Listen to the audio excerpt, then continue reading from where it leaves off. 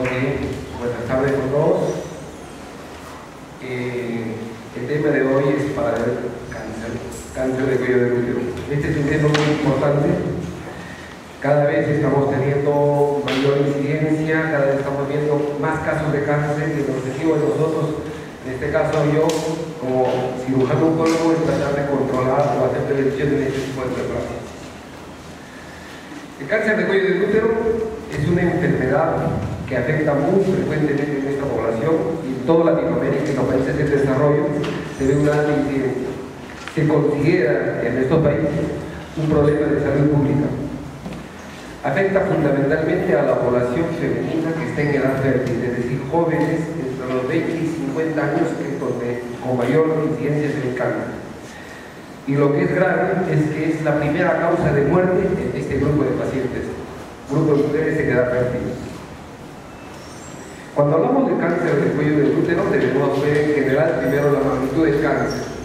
Vamos a ver que la magnitud global del cáncer hacia el año 2000 se decía que había una población de 6 billones de habitantes en el mundo. De estos 6 billones, más o menos 10 billones son casos nuevos de cáncer en general. De estos, 6 millones de muertes son las que van a presentarse por el cáncer. Es delicado pensar que el 53% de todos los cánceres se desarrollan en los países en desarrollo, donde los recursos para controlar el cáncer solamente se designan el 5%. Haciendo una proyección al año 2020, se dice que más o menos la población va a ser de 8 millones, donde 15 millones van a ser casos nuevos de cáncer. Van a haber 10 millones de muertes y de estas el 60% van a ser en países en desarrollo por medio. Cuando hablamos ya específicamente de cáncer de cuello del útero, vemos que actualmente se presenta más o menos 500.000 nuevos casos por año en el mundo. De estos, el 85% se desarrolla en países subdesarrollados. Solamente el 17% es en los países desarrollados y en Latinoamérica más o menos el 15%. Estamos viendo que en nuestro país, en todo caso los países vecinos de Latinoamérica, tenemos una alta incidencia. Y lo que es grave de esto es que todos estos cánceres los vamos a encontrar en estadios avanzados. Cuando ya hablamos un poco, acercándonos más al Perú, vemos que los 7 tumores más frecuentes en las mujeres en el Perú está en primer lugar el cáncer de cuello de útero como incidencia. Sin embargo, esto ya está cambiando. Esta todavía es una versión que lo publicado en 2002. Hacia 1999 y 2000 siempre decíamos que el cáncer de cuello de útero era la primera causa o como incidencia de cáncer en la mujer, pero vamos a ver un cuadro más adelante que esta incidencia está cambiando. El cáncer de mama se presentaba como la segunda en incidencia, pero esto ya cambió. Ahora el cáncer de mama es más frecuente. Y cuando hablamos de mortalidad, pero el cáncer de cuello del útero sigue siendo alto, con una incidencia en mortalidad de 24 por cada 100.000 mujeres en mi caso. Y aquí vemos la incidencia de cáncer ya en Lima. Estos son reportes publicados hace muy poco tiempo, son reportes aún que son de 2004 y 2005, recién han sido publicados, donde se ve que el cáncer de mama ya es primero en frecuencia en relación al cuello del útero que antes se decía. Vemos que el cáncer de mama está en 34 y el cáncer de cuello del útero en 19 por cada 100.000 mujeres. Esto vamos a ver en el siguiente gráfico que ha ido mejorando, y esto solo es un cuadro de tendencias.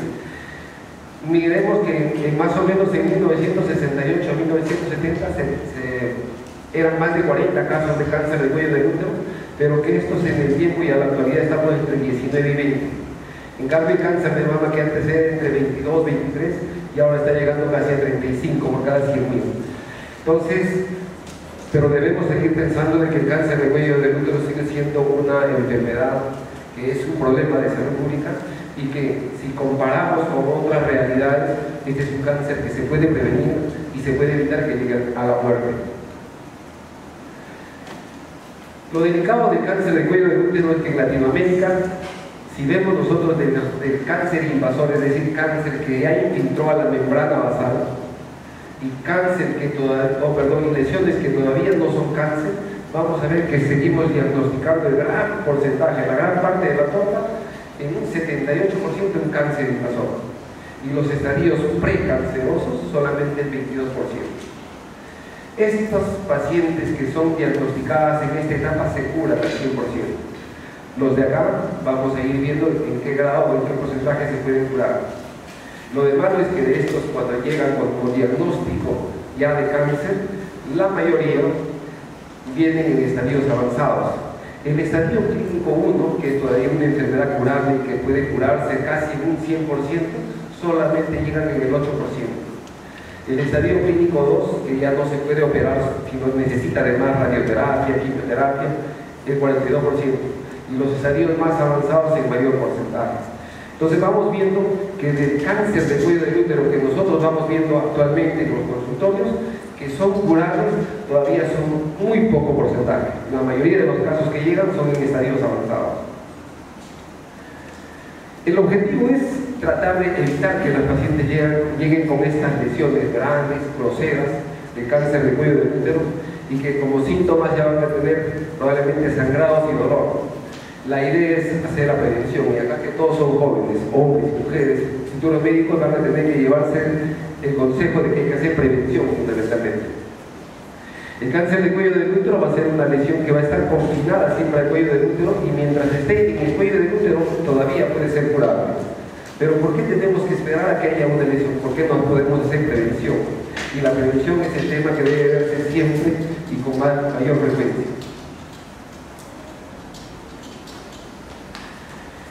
Acá es donde vamos a tener que dedicarnos un poquito más para ver los factores de riesgo.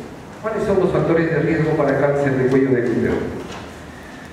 Son múltiples factores, pero el más importante es la infección por el papilomavirus, que lo vamos a ver más adelante.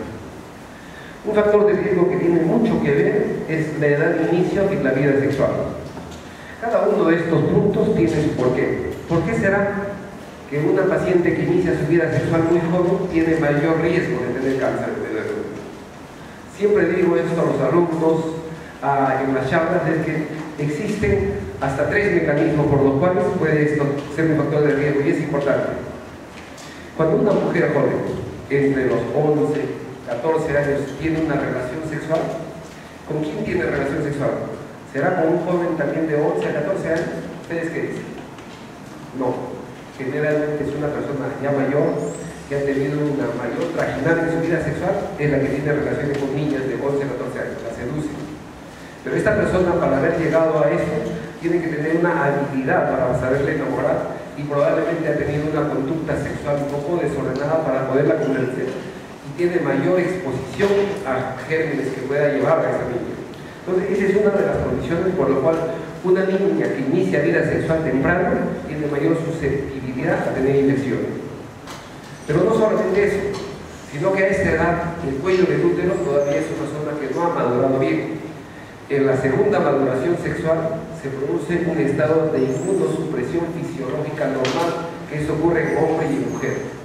Ese estado de inmunosupresión hace que la mujer pueda ser más susceptible a infecciones cuando tiene relaciones sexuales. Y ese cuello del útero que todavía está inmaduro, que tiene una zona glandular muy expuesta, si tiene microtraumas al tener relaciones sexuales, se puede quedar separado por el papilomavirus, y de esta manera ahí comienza a perpetuarse la célula normal y puede llegar en el futuro a ser cáncer de cuello del útero. Esta es la explicación de por qué el inicio de la vida sexual a edad muy temprana es un factor de riesgo. Obviamente el número de parejas sexuales también tiene que ver. Si una persona tiene una relación sexual con una sola pareja, el riesgo probablemente puede ser menor que aquella que tuvo con 2 o con 5. Pero ocurre que de repente una mujer tiene relaciones sexuales con una sola persona, pero esta a su vez puede haber tenido múltiples parejas sexuales, o simplemente puede haber estado con alguien que tuvo múltiples parejas sexuales. Este es un factor de riesgo también que a veces pasa oculto. Por eso siempre se dice que cuando uno tiene una relación sexual con una persona, no solamente tiene relaciones con él, sino también con todo su pasado. Y su pasado no sabemos qué puede haber tenido, qué tipo de infecciones puede haber conllevado en su vida y qué riesgos pueden haber con esta persona. La multiparidad es otro factor de riesgo.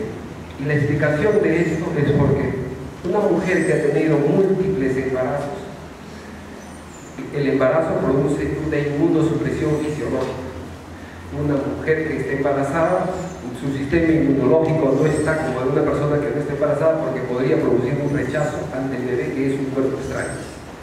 Solamente ese hecho hace que sea más susceptible a infecciones. Por otro lado, cambia el pH de la vagina, cambia el estado congestivo de la vagina y es más susceptible a tener infecciones. La zona glandular que tiene el cuello del útero se hace más externa, y ese hecho también es un factor de riesgo para que pueda sembrarse el papilomavirus. Y no solo eso, sino que cada parto o cada embarazo va a producir que en el momento del trabajo de parto se produzcan traumas en el cuello del útero.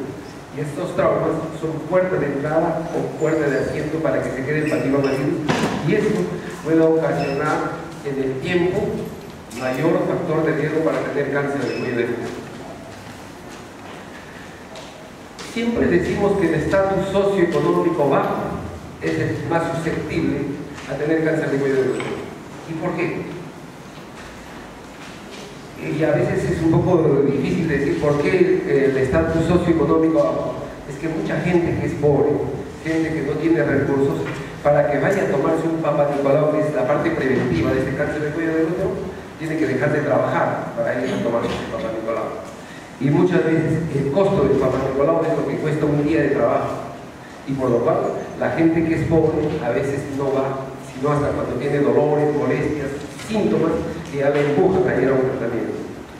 No solamente eso, el estatus socioeconómico también condiciona que haya un nivel cultural bajo, y si no hay un nivel cultural adecuado, ellas no entienden de por qué un Papa Nicolau puede controlar o prevenir un cáncer de cuello del útero, no les importa. Saben que existe un Papa Nicolau, pero no saben para qué tiempo deben hacerlo. El nivel cultural que ellas tienen es insuficiente para entender realmente que tal vez hay métodos preventivos para controlar esta enfermedad. Cuando hablamos de raza, ya casi no tiene mucha importancia. Antes se hablaba más que por la raza podía haber diferencias, pero actualmente ya no es un factor de riesgo, es indistinto. Se considera el cáncer de cuello del útero, y que quede bien claro, el cáncer de cuello del útero es una enfermedad de transmisión sexual, y la raza quedó en segundo plano. El tabaco, el fumar, come muchas neoplasias. No se conoce el mecanismo exacto de cómo así es un factor de riesgo para cáncer de cuello del útero, pero se ha visto en los diferentes estudios que se han hecho a las piezas quirúrgicas que los múltiples carcinogénicos que tiene el tabaco también se hallan en el cuello del útero, pero fundamentalmente es para los cánceres escamosos, no los adenocarcinomas. Existe una asociación con el anticonceptivo oral, y eso también decimos por qué el anticonceptivo oral. El anticonceptivo oral lo que hace es provocar una mayor densidad de moco, casi como cuando una mujer está embarazada. Aumenta el moco del cuello del útero para que no se produzca un aborto, hay una mayor contracción en el cuello del útero, cambia el pH de la vagina, y lo fundamental que siempre decimos, ¿para qué una mujer toma anticonceptivos orales? Para tener más libertad sexual. Y esa libertad sexual puede condicionar a tener alguna vez una conducta promiscua o tener una libertad con la pareja, y por ahí puede salir un factor de riesgo para cáncer de cuello del útero. La expresión oncogénica del E6 y E7 del papilomavirus, estos son marcos y ventanas, son parte de la configuración molecular que tiene el papilomavirus. Cuando el anticonceptivo oral actúa a nivel de la vagina, predispone a que haya una sobreexpresión oncogénica del papilomavirus en sus marcos E6 y E7, y estos pueden condicionar a que se siembre en el cuello del útero y pueda después haber un estímulo para que se produzca el cáncer del cuello del útero. ¿El fumar incrementa el factor de riesgo? Sí, ya lo sabemos, como en muchas neoplasias. A veces decimos, ¿qué tiene que ver, por ejemplo, la mama con el cáncer de cuello del útero? ¿Acaso una fuma? ¿Acaso está sumando la mama? Nada, pero hay un factor de riesgo. Y están establecidos los factores de riesgo para múltiples sitios del cuerpo humano que van afectados por el tabaco. Este tabaco puede estar ligado al carcinoma escamoso, pero no a los adenocarcinomas, que son otro tipo de células que fundamentalmente son glandulares. Y lo que se ha encontrado es que hay muchos carcinogénicos en el cuello del útero cuando está relacionado al tabaco. Y aquí la parte importante del papilomavirus. El papilomavirus no es un solo serotipo. Se dice que aproximadamente hay 200 serotipos diferentes de papilomavirus. No todos afectan a los genitales, más o menos son entre 40 y 50 que afectan a los genitales. De estos pueden haber papilomavirus que afectan a la piel, a la mucosa respiratoria o al tracto genital. Lo que nos interesa en este caso es lo del tracto genital, y estos papilomavirus se van a separar en dos grandes grupos.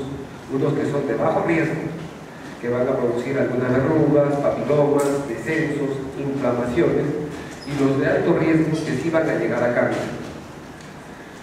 Cuando hablamos de alto riesgo, existen 18 serotipos que actualmente son los que se consideran de alto riesgo. Estos 18 tienen un poder de poder generar cáncer en algún momento de la vida. Algunos son más agresivos que otros, algunos son más prevalentes que otros, pero los 18 serotipos van a condicionar a cáncer. Acá tengo algunos apuntados, el 16 y el 18 que son los más frecuentes, que son responsables, entre estos dos serotipos, son responsables del 70% de los cánceres. Y es por eso que cuando ahora ya se ve y se habla de las vacunas que se han creado fundamentalmente son contra los virus 16 y 18. Entonces vamos a ver que el papilomavirus es el causante principal del cáncer del cuello del útero. Y entre otras causas lo que produce es una alteración en el factor de crecimiento epidermal, es decir, el epitelio del cuello del útero y de cualquier parte de nuestro cuerpo tiene un factor de crecimiento epidermal, que es la epidermis, como que son las células de reemplazo, es la muerte celular programada, que aquí se ve alterada por el papilomavirus humano. El papilomavirus humano tiene estas tres partes. Tiene una región reguladora anterior, tiene una región tardía y una región temprana, en los marcos 6 y 7. Es a este nivel de los marcos en donde se produce la alteración celular por el papilomavirus humano, y estos son los que en algún momento se degeneran y van a producir y llegar a producir alteraciones celulares y cáncer en el futuro. Cuando hablamos de papilomavirus humano, debemos pensar de que el papilomavirus humano no da síntomas. El papilomavirus no se puede ver. El papilomavirus puede permanecer oculto y latente en la vagina, en el cuello del útero. Y el papilomavirus, una vez que ingresa al cuerpo, nunca sale, se queda para siempre. No existe tratamiento para desaparecerlo, no existe vacuna, no existe nada para poder de repente evitar que esto en el futuro pueda crecer. Pero el papilomavirus sobrevive a expensas de infecciones vaginales. Algo para hacer una equivalencia, yo le digo, es que el papilomavirus es como la gripe. El virus de la gripe nos dio a todos cuando somos niños, pero no todo el tiempo tenemos gripe. Pero si esa gripe no la controlamos, si no nos cuidamos de esa gripe, lo que va a pasar es que esa gripe va a pasar un proceso respiratorio más fuerte, una bronquitis, una neumonía, y podemos morirnos por una gripe que fue simplemente una gripe. Más o menos ocurre con esto lo mismo. Una vez que ingresa el virus a la vagina, se queda ahí, puede inclusive haberse sembrado, pero necesita de otros factores para que esto siga creciendo.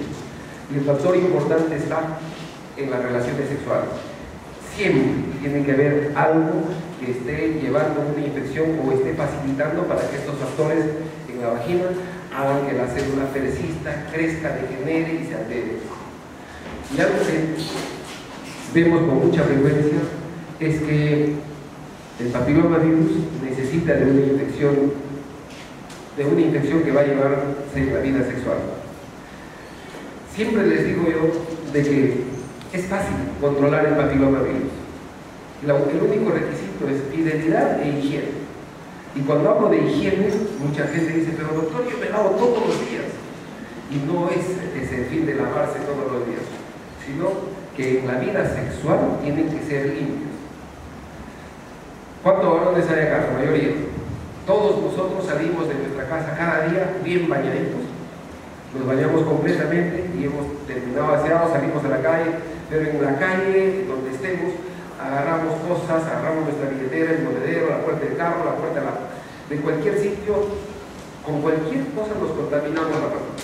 Y cuando tenemos que miccionar, entramos a los baños, al urinario y agarramos el tenú y orinamos. Y la costumbre de todos es que después de que hemos miccionado, estamos haciendo una colita para lavarnos la mano para decir que somos limpios. ¿Ustedes qué creen? ¿Fue una buena conducta o una mala conducta? Si el pene salió bañadito con nosotros, ¿qué importancia tenía de que nos lavemos la mano? Porque hasta la orina es limpia, la orina es estéril, a no ser que tengamos una infección. ¿De acuerdo? Entonces, pero hacemos eso todos nosotros siempre. Y cuando tenemos vida sexual, hacemos exactamente lo mismo. Primero tenemos una relación sexual y después nos lavamos. Cuando quizás lo ideal debe ser lavarse antes. Solamente los gérmenes que pueden haber en el cuerpo del pene pueden quedar en la vagina y condicionar a una infección. Esa es una de las causas frecuentes de infecciones. Y el otro está en la misma mujer. Acá las señoritas, las señoras, cuando tienen hijos, cuando están con ocupaciones, van al baño y defecan, miccionan. En la orina, así después de algunas horas, puede ser un caldo de cultivo para gérmenes. Y cuando defecan, el ano está tan cerca de la vagina que basta que quede un poquito de heces en el margen anal, como lo que camina todo el día, se queda muy cerca de la vagina. No ingresa, se queda ahí, porque la vagina es un espacio virtual. Pero viene la pareja, viene el esposo, viene el novio, se hace un espacio real y por arrastre ingresan todos los gérmenes y ahí están las causas de la infección de la vagina. Esto es lo que va a hacer que se perpetúe el papilomavirus y a la larga de eso vive y de eso se perpetúa, de eso va a hacer que tenga una infección mayor. O sea, cuando hablo de higiene, entonces estoy hablando de que tienen que tener una conducta sexual limpia entre los dos antes de tener la relación sexual. Obviamente, además está decir que debe haber una fidelidad. La fidelidad es fundamental, porque si no, no sabemos el círculo donde acaba, ¿no? Ok. Cuando se trata de pacientes que tienen HIV, vamos a ver que las lesiones son mucho más agresivas, propias cuando la inmunosupresión de la mujer. Las lesiones son multifocales. Cuando el cáncer de cuello del útero comienza, o el papilomavirus comienza a alterar las células del cuello del útero, estas van casi siempre siendo una sola lesión que va haciéndose cada vez más grande. Pero cuando hablamos en pacientes que tienen HIV, las lesiones son multifocales. La progresión es mucha más rápida y puede avanzar inclusive en estadios de cánceres en tiempos más cortos. Presentan una alta tasa de recurrencia y esta recurrencia puede ser inclusive muy precoz. Son resistentes a los tratamientos. Cuando hablo de tratamientos, les decía que el tratamiento para el cáncer de cuello del útero casi siempre es quirúrgico. Y en una paciente con HIV, si se hace una colonización, por ejemplo, tiene alta tasa de recurrencia. Si se hace una histerectomía, puede haber recurrencia inclusive en la cúpula vaginal, siempre que tenga infecciones asociadas. Y el tiempo de vida en estas pacientes puede ser un tiempo de vida corto.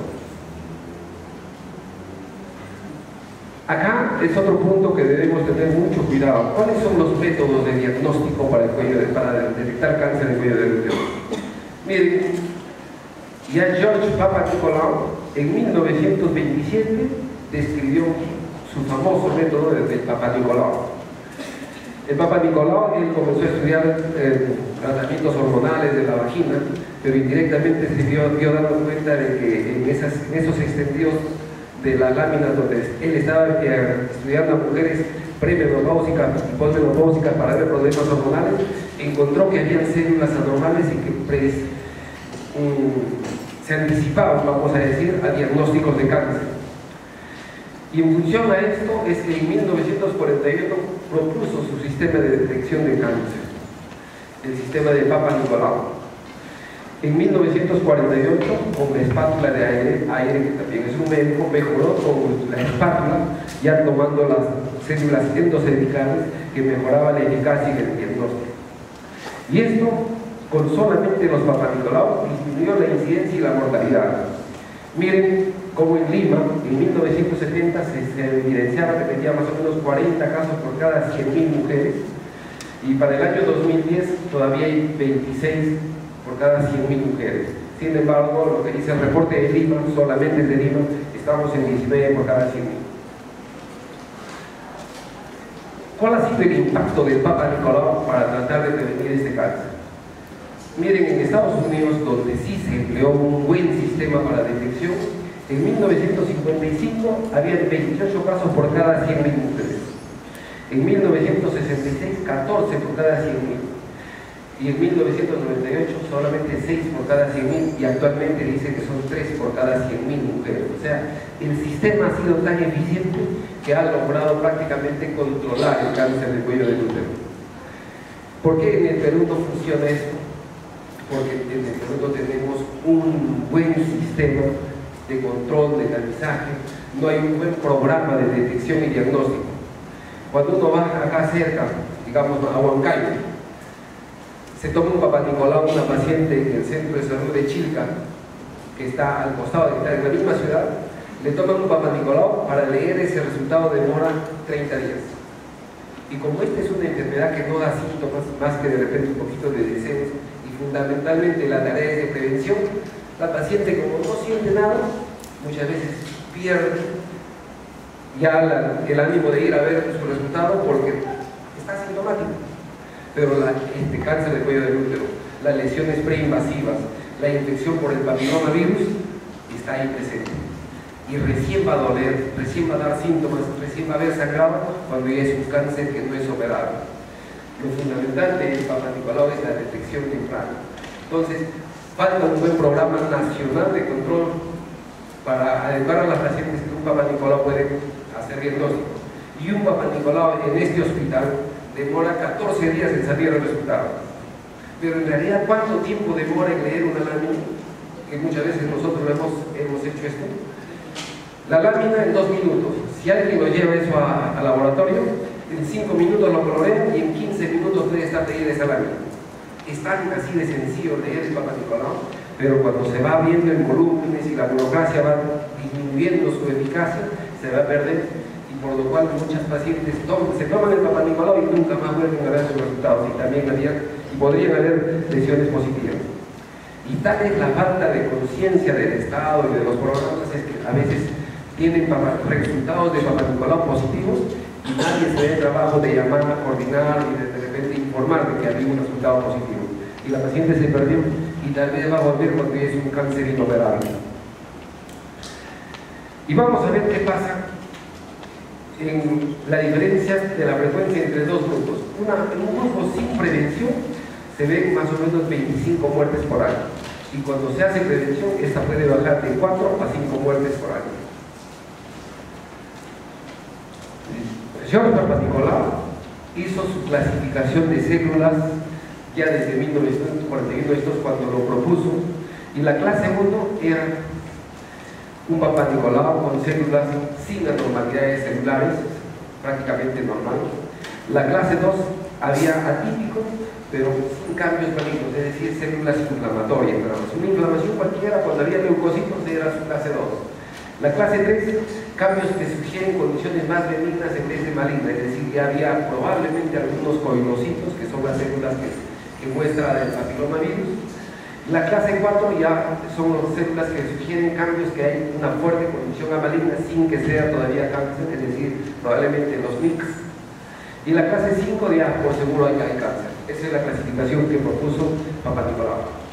Sin embargo, estas terminologías han ido cambiando en el tiempo y que actualmente se utiliza el sistema de Bethesda.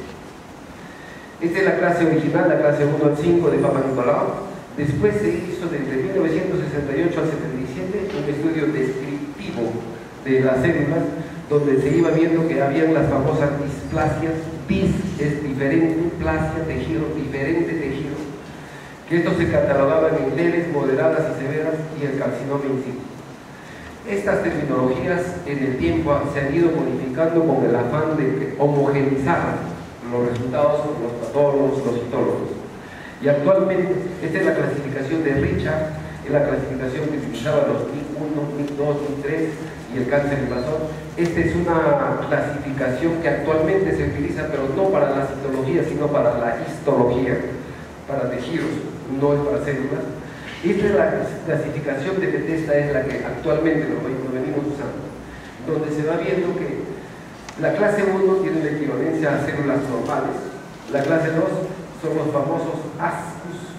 ASCUS significa atipia celular escamosa de significado no determinado, y el ASCH es atipia celular escamosa high, con alto grado de que se trate de una lesión maligna.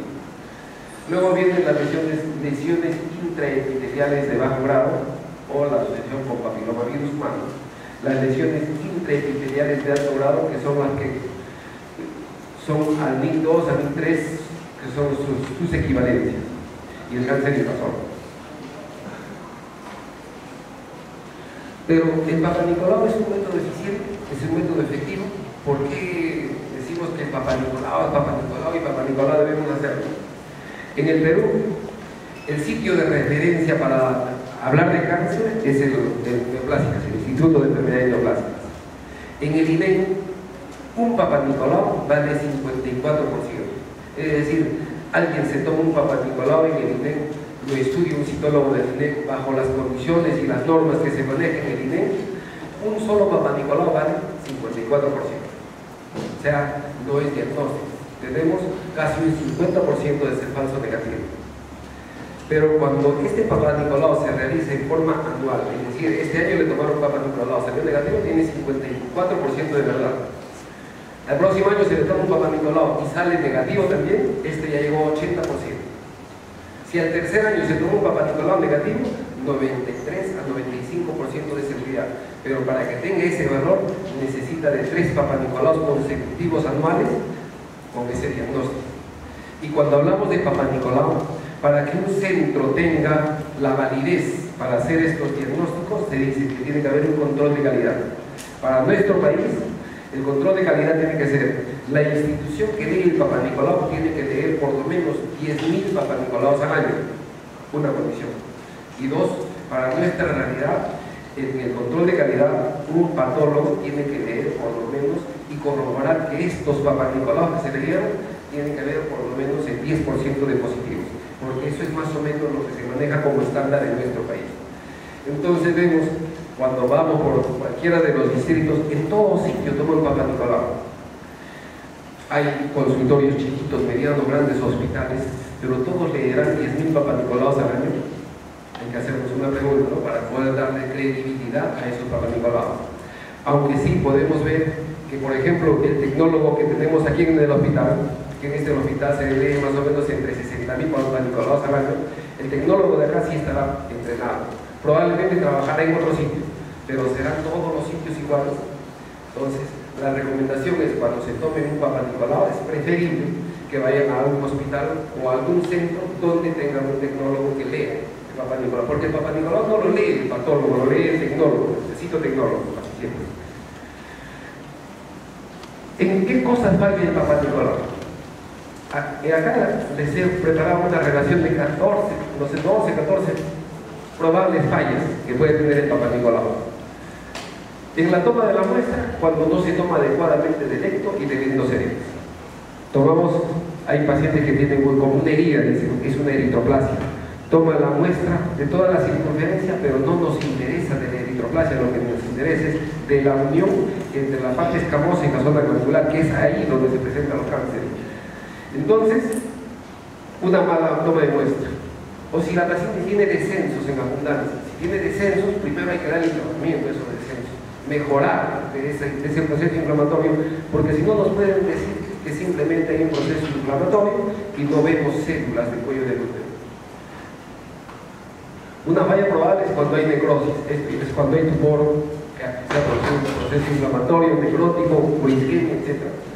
Cuando hay mucho sangrado, por eso es que no debe tomarse a la paciente Papanicolau cuando está menstruando, o cuando han tenido relaciones sexuales, que pueden haber microtraumas o el semen como secreción, o que esta muestra ha sido mal extendida, es decir, se ha tomado una muestra pero han hecho un extendido muy grueso o muy delgado que no facilita para hacer la tinción. Cuando hablamos de la fijación, a veces se toma un Papanicolau y la lámina, hemos hecho un extendido excelente, lo dejamos encima de nuestra mesa, el velador o el sitio de apoyo donde podemos tener el Papanicolau, y nos olvidamos. Pasan 5 minutos y esa muestra ya no tiene valor. tiene que fijarse automáticamente, prácticamente, con un fijador adecuado.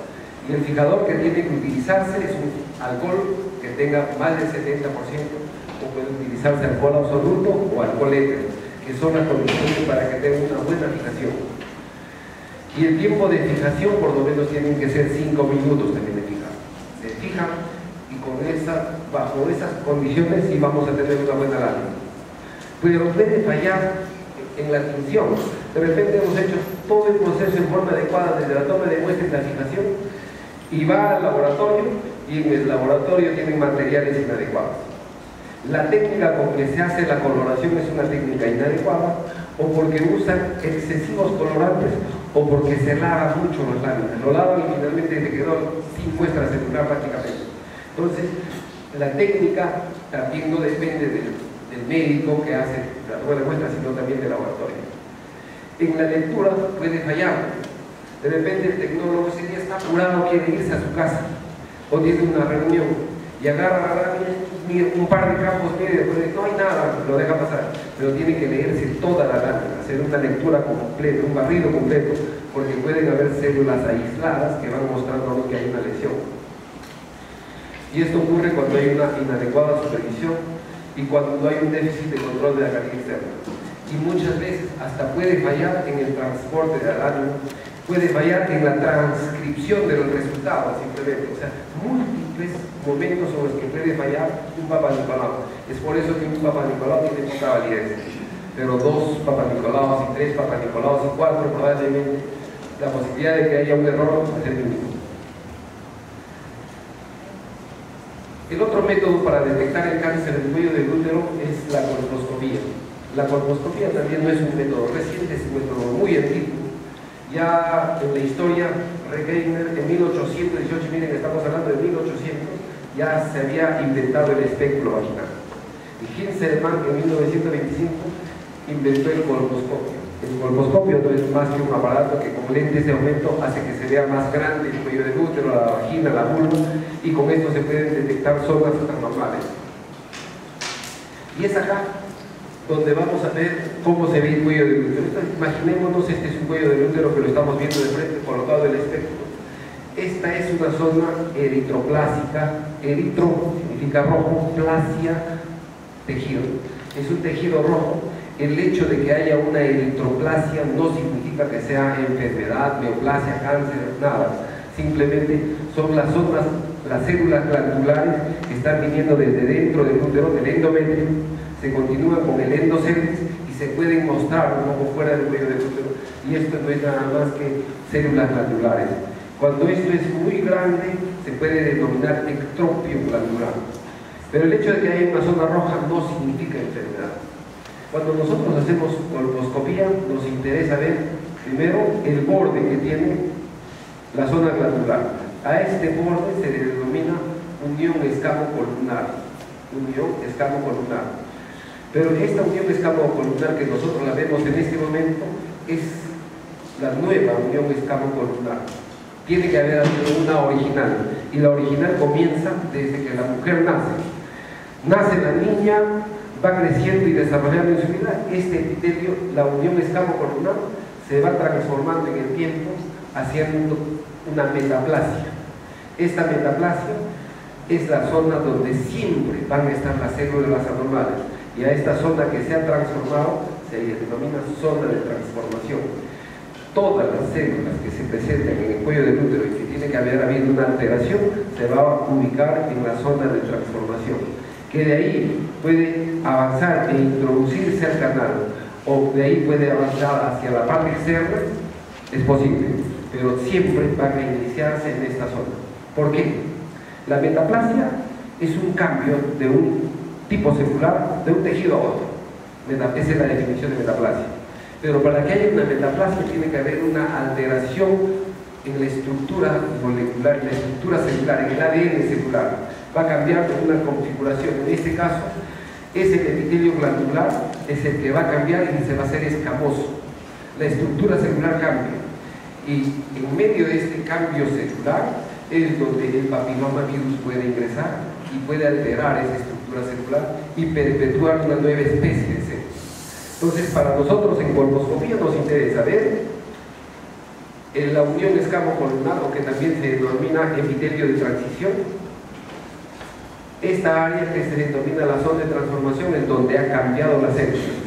Fundamentalmente, lo demás pueden haber lesiones, pero si nosotros vemos esto completamente, es suficiente para hacer el diagnóstico del colposcopía.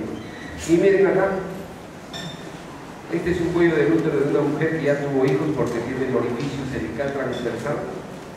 Vamos viendo que la zona de transformación con metaplasia escamosa evolucionó, es decir, hay zona ya madura, el tejido cervical ha cambiado, y este pedacito es la zona glandular. Esta es una colposcopía donde se ve completamente la zona glandular y la zona escamosa. Cuando eso ocurre, llamamos colposcopía satisfactoria. La unión escamo-columnar nueva está acá. El epitelio escamoso metaplásico, esto es todo lo que ha cambiado, y el epitelio escamoso original, la unión escamo-columnar original, está por acá. A simple vista esto no se nota, solamente se ve con colposcopía. Y la colposcopía es un método muy importante para hacer diagnóstico de lesiones preneoplásicas. Dentro de las evaluaciones de colposcopía, que son muy importantes y que en realidad decimos que cada consultorio de ginecología debería tener también un colposcopio adicional. En Estados Unidos y en los países desarrollados, ¿por qué no se ve mucho cáncer de cuello del útero? Es porque en la mayoría de consultorios de un ginecólogo también tienen un colposcopio al lado. Nosotros acá utilizamos el índice colposcópico de Rey, sin embargo hay otros índices también. Esto valora muy bien para poder homogeneizar los resultados, porque la colposcopía lo que va a darnos es un valor subjetivo. Lo que a mí me parece positivo, a otro de repente le puede parecer que no, es inflamatorio. Utilizamos el índice colposcópico de Rey y eso homogeniza más o menos los criterios. Es un sistema de score que gradúa la severidad de una lesión, es objetivo. Si es que está en buenos ojos, un buen observador puede hacer una predicción histológica hasta en un 97% y va a graduar la severidad de una lesión. La colposcopía nos va a permitir hacer una biopsia selectiva de la lesión. La colposcopía magnifica el cuello del útero, identifica la zona más enferma, la zona más sospechosa, y de esa zona más sospechosa tomamos una biopsia dirigida. Cuando se hace una colposcopía se minimiza procedimientos mayores, como por ejemplo una combinación, y facilita la evaluación de la severidad de la lesión. El cáncer de cuello del útero pero tiene una historia natural, no porque se infectó de papillomavirus y al próximo mes o al próximo año va a tener cáncer. Tiene una historia lenta, pero va a ir avanzando. Se dice que de una displasia leve o un NIC1, estamos hablando de histología, va a evolucionar a un carcinoma in situ de 10 a 15 años. O sea, tenemos tiempo. Mucha gente ahora en los consultorios aparece y de eso se aprovechan muchos malos médicos, de a todas las pacientes que tienen una infección por papillomavirus y que están haciendo conizaciones, ninguno están operando, cauterizando, terapias, etc. No es para tanto. La displasia leve, para que llegue a cáncer, va a demorar de 10 a 15 años. La displasia moderada o NIC2 va a demorar 5 años y un NIC3 12 meses aproximadamente. Para que llegue solo carcinoma in situ, todavía no estamos hablando de un cáncer, es una lesión precancerosa. Carcinoma in situ es una lesión precancerosa, no ha roto todavía la membrana basal. Pero sí, cuando ya tenemos un NIC2 o un NIC3, en estos casos recién podemos tomar decisiones, podemos aconsejar a la paciente hacer algún procedimiento. Porque de todos los NIC2 y NIC3, el 66%, es decir, las 2/3 partes, van a progresar de todas maneras acá. O sea, muy pocos son las que regresionan. El 28% permanece como displasia y solo el 6% regresiona. Y toda la literatura concuerda de cuando ya hay NIC2 y NIC3, hay que hacer algún tratamiento ablativo en ese cuello del útero o otra resección. ¿A qué edades ya vamos viendo cáncer del cuello del útero? Como cáncer, como tal, más o menos de 45 a 55 años. ¿Eso qué significa? Que esta paciente tiene que haberse infectado por lo menos 15 años atrás. Desde los 30, quizás menos tiempo, ha tenido ya la infección por el papillomavirus. Sin controlarse, la infección ha ido llegando y ha llegado a cáncer. Y estas son las edades en que se diagnostica actualmente el cáncer. NIC3 vemos con mayor frecuencia entre los 35 y 40 años, y en NIC1 se ve menos de 35 años, aunque actualmente el 30% de los NIC1 estamos detectándolo en pacientes que tienen 20 años o menos, cada vez más NIC1. Sin embargo, el papilomavirus humano es una enfermedad muy prevalente. Se dice que de toda la población sexualmente activa, el 70% más o menos tiene o va a tener en algún momento infección por el papilomavirus, pero no todos van a ser cáncer. O sea, de aquí, hagamos grupos de 10, 7 que en algún momento van a tener papilomavirus humano. Y eso no es una enfermedad que hay que tenerle miedo. Como siempre les digo, esto es como la gripe. De 10 habremos tenido casi todos infección por papilomavirus. Y aquí, imágenes en colposcopía, vamos a mostrar algunas imágenes ya casi para acabar. Si se ve bien, esta es una imagen que es sobreelevada, es un condiloma plano, lesiones de evaporado. Esta es una lesión también de condiloma, se ven como imágenes de coliflor, es como si fuera puesto una coliflor en el cuello del útero, son imágenes de condiloma. Acá se ve con mayor nitidez, esto prácticamente es un coliflor con una imagen cerebroide aparentemente, son lesiones de bajo grado, son condilomas.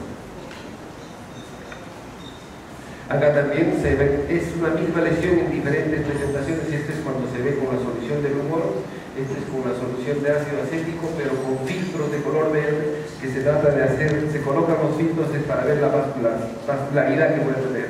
Estos son imágenes de papilomas o condilomas.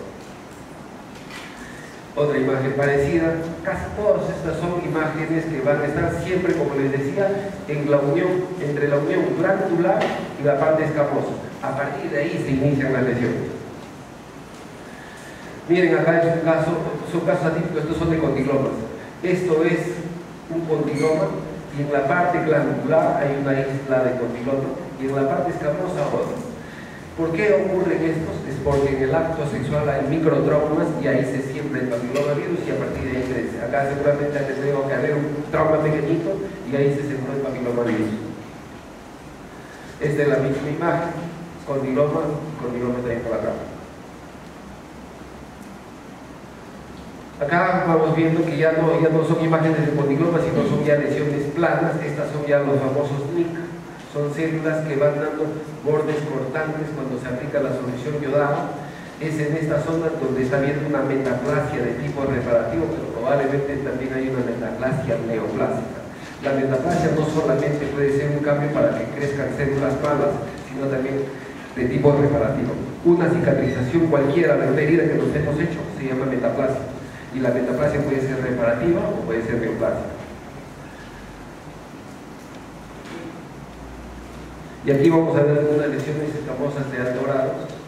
Miren acá, este es un cuello del útero que parece que está sano. Esta es la zona glandular, pero acá hay un área, desde acá pequeño nada más, que siempre está en contacto, como les vengo diciendo, en la unión escamo-columnar, la zona glandular y la zona escamosa. Ahí está. Esta es una lesión de alto grado.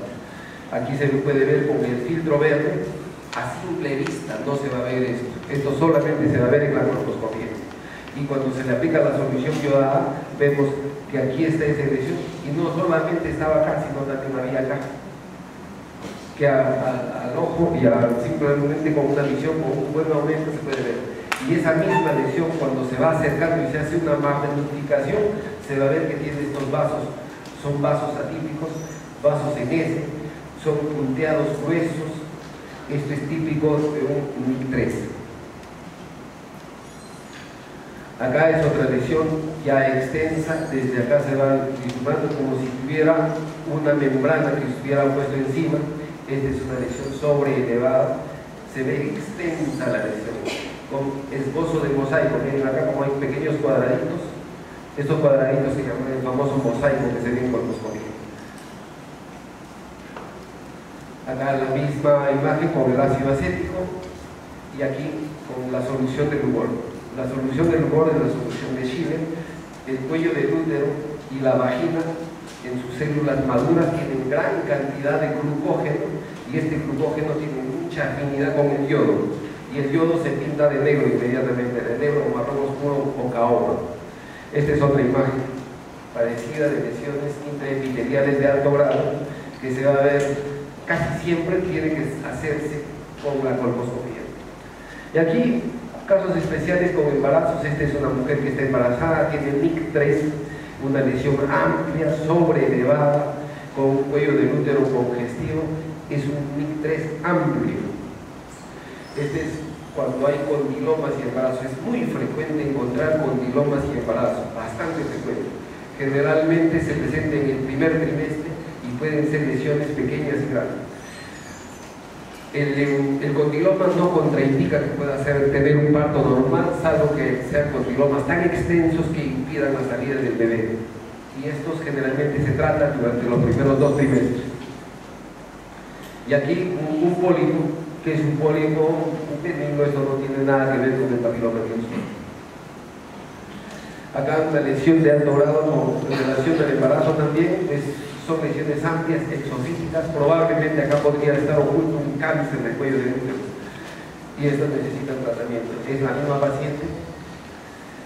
Y vamos a ver el tratamiento para el cáncer del cuello del útero. El 60% de los cánceres pequeñitos, que son los pre-invasivos, es decir, que no han roto la membrana basal, se tratan con el codolip. El codolip es un aparato moderno, pequeño, es ambulatorio, con anestesia local. El cuello se regenera completamente, prácticamente al 100%, y tiene una eficacia del 98% de curación si se hace adecuadamente. El 20% es un cono frío se llama porque se hace con un instrumento frío, en este caso es el bisturí, se corta, se saca toda la zona enferma. El 15% de los carcinomas in situ pueden ir a histerectomía porque de repente la paciente tiene alguna indicación adicional, pero un 5% que se pierde, que nunca más aparece, y seguramente van a aparecer cuando es un cáncer avanzado. Es así como se hace el codolip, es un asa, que es como un círculo que lo saca como si fuera una tapa el cuello del útero. Y es así como queda el cuello del útero después de la combinación, y esto con el tiempo se va a regenerar. Más o menos esta es la forma en que se está seccionando el cuello del útero. Muy bien, si tienen alguna pregunta podemos resolverlo rápidamente. Con respecto al cáncer infiltrante, que es, en realidad se puede hablar muchísimo. El cáncer de cuello del útero es tan amplio, que podemos hablar de diagnósticos, tratamientos, métodos de diagnóstico, pero lo que he querido traerlos a ustedes es que conozcan bien esto, porque a partir de acá es donde podemos nosotros hacer prevención. Con respecto a los tratamientos, los cánceres pequeñitos se operan. Cánceres a partir del 2º grado necesitan necesariamente quimioterapia, radioterapia como tratamientos para su curación, y probablemente no lleguen a curarse completamente. A ver, preguntas. ¿Cierto? Sobre la vacuna,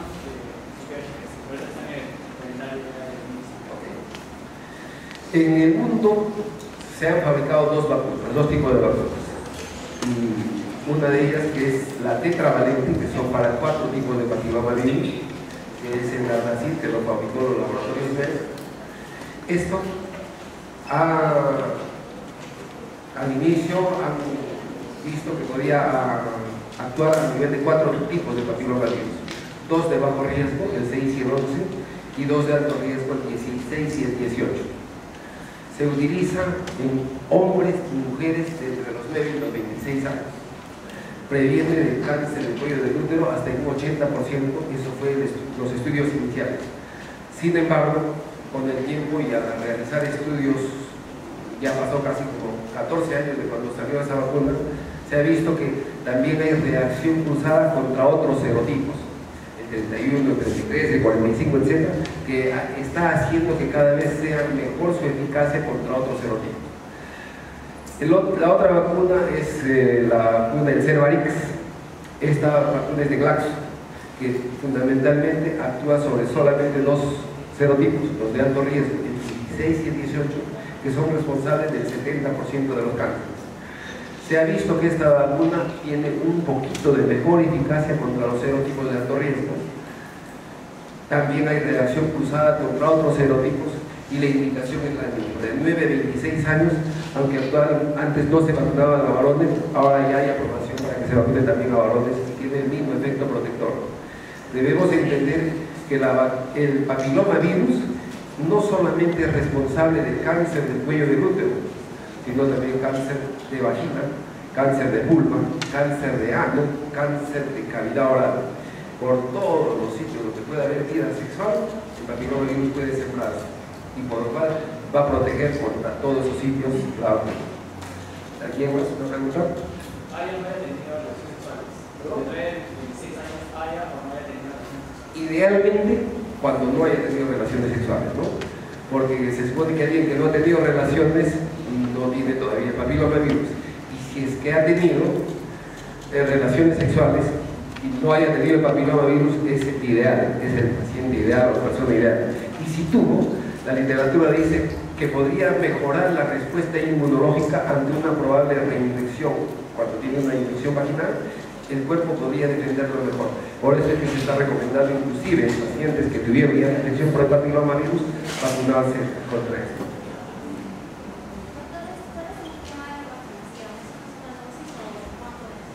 Son 3 dosis. Para los dos laboratorios, para las dos marcas, son 3 dosis. Una se vacuna hoy, la segunda dosis es a los 2 meses y la tercera al 6º mes. Son 3 dosis. Todavía no hay reportes para utilizar refuerzos. Hasta ahora siguen siendo 3 dosis. ¿Alguien más? Muy bien, jóvenes, ha sido un gusto. Ahora de todo, discúlpame.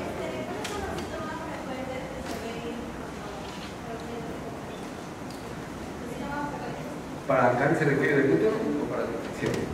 Okay. A ver, para infección por el papillomavirus prácticamente no hay síntomas. A veces, cuando se asocia con alguna infección, lo que va a dar los síntomas es de la infección asociada, de la vaginosis o de los hongos, de cualquier infección asociada al papillomavirus. Por el papillomavirus no hay síntomas. No da descenso, no da picor, no hay prurito, no hay nada. Solamente que ya está la infección adentro. Cuando hablamos de cáncer de cuello del útero, el síntoma más frecuente es el sangrado. Tampoco hay dolor, porque el cuello del útero es una de las pocas partes de nuestro cuerpo que tiene poca sensibilidad nerviosa. Es un sitio cornual de tejido fundamentalmente estromal, pero sí pocos nervios. Es por eso que puede contener todo el embarazo tan fuerte, puede soportar traumas en la vida sexual, se pueden hacer, el cuello del útero se va a dilatar de lo que mide 1 milímetro el orificio hasta 10 centímetros para que salga el bebé y casi no hay dolor. Lo que duele en el útero es la parte del cuerpo y el fondo. Eso es lo que va a doler. Ahora, el sangrado es un síntoma muy frecuente cuando hablamos de cáncer de cuello del útero. Cuando ya la enfermedad va avanzando, se puede ir acompañando de descensos malolientes con olor a tejido necrótico. Pueden haber dolores pélvicos porque la enfermedad ya está saliendo del cuello del útero y está infiltrando los ligamentos que sostienen al útero, los ligamentos cardinales, los úteros sacros, van infiltrando y van a ir inclusive a llegar hasta el hueso pélvico y es ahí donde ya va a haber mucho más dolor. Entonces lo que debe quedar claro es que un síntoma importante cuando ya hay cáncer es el sangrado y fundamentalmente como son mujeres que todavía están en edad fértil, el sangrado postcoital. Tienen una relación sexual y sangran un poquito, es un signo que siempre hay que buscar y tratar de descartar de que se trate de un cáncer. ¿Alguien más? Perdón, un poquito más fuerte.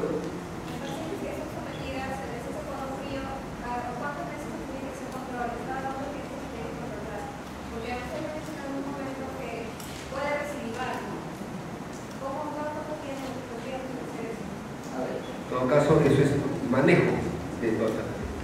Cuando nosotros encontramos una paciente que tiene lesiones precancerosas, NIC2, NIC3, que se han hecho conizaciones, algún tipo de tratamiento para eliminar la zona enferma, lo estándar es que se debe controlar cada 6 meses.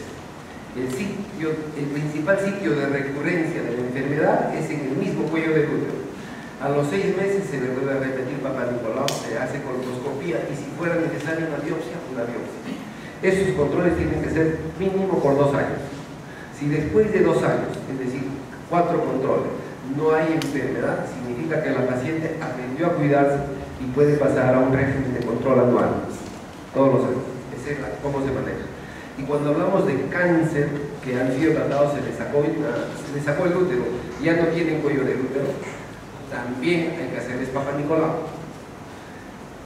Ya les decía, el papilomavirus no es solamente para el cuello del útero, también para la vagina, para la vulva, para el ano, etc. Y el hecho de que ya no tenga útero, el virus sigue estando en la vagina, va a producir un riesgo de que haya cáncer de vagina y cáncer de vulva. Y el Papa Nicolau se va a tomar siempre del fondo de la vagina, de la cúpula vaginal, y porque ahí es un sitio principal de recurrencia de papilomavirus o cáncer. ¿Alguien más? Ok, jóvenes, muchísimas gracias. Encantado de estar con ustedes.